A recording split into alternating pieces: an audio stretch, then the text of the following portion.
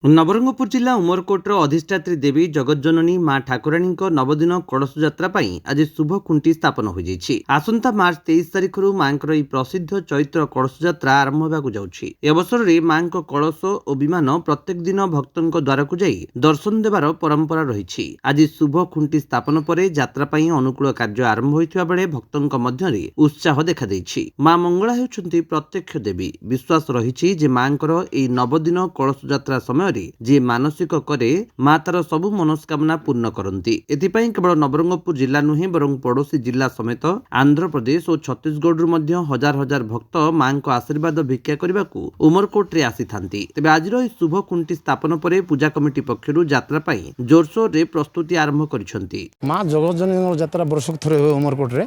ଆଜି ମାର କାର୍ଯ୍ୟଟା ଆରମ୍ଭ ହେଲା। ଆଜି ମା ପାଇଁ ଶୁଭ ଦିଆ ହେଲା। ଆଉ ଆମେ ଚାହୁଁଛୁ କମିଟି ବାଲା ଗାଁ ବାଲା ଶାନ୍ତି ଶୃଙ୍ଖଳାରେ ଯାତ୍ରାଟା ହେବ ବୋଲି ଆଶା କରୁଛୁ। ଆଉ ଭାଇ ମନରୁ ସହଯୋଗ ରହିବ ବୋଲି ମୋର ଆଶା। ଯାହା ପେଣ୍ଡେଲ ହେବ, ଯେଉଁ ମାର କାମ ଯାହା ହେବ, ତାପରେ 23 ତାରିଖ ମାଆକୁ ଅଣା ହେବ, ତାପରେ 9 ଦିନ ଯାତ୍ରା ହେବ, ଚାଲିବ ସେମିତି। ଆଉ କଳସି ଯାତ୍ରା କୁହାଯାଏ, ଘଣ୍ଟ ଯାତ୍ରା କୁହାଯାଏ ଉମରକୋଟରେ। ଚାଲିଛି ସେମିତି ବର୍ଷ ପରମ୍ପରା ଧରିକିନା, ଆଉ ସେତିକି ଚାଲିଛି। ଆଉ 9 ଦିନ ପରେ ଯେମିତି ମନ୍ଦିର ଛାଡ଼ିବା କଥା ସେମିତି ଛାଡ଼ିବୁ ମଙ୍ଗଳବାର ଦିନ। ତାପରେ ଯେମିତି ପ୍ରତିଦିନ ପୂଜା ପାଆନ୍ତି ମା ସେମିତି ପୂଜା ପାଇବେ। ସେମିତି ରହିଲା ଆଉ ଆମ ପରମ୍ପରା ବିଧିବିଧାନଟା। ଆଉ ଉମରକୋଟରୁ ଅଭିଷେକ ବେହେରାଙ୍କ ରିପୋର୍ଟ, ବିଶ୍ୱ ବିଜୟୀ ନ୍ୟୁଜ୍ ଓଡ଼ିଶା।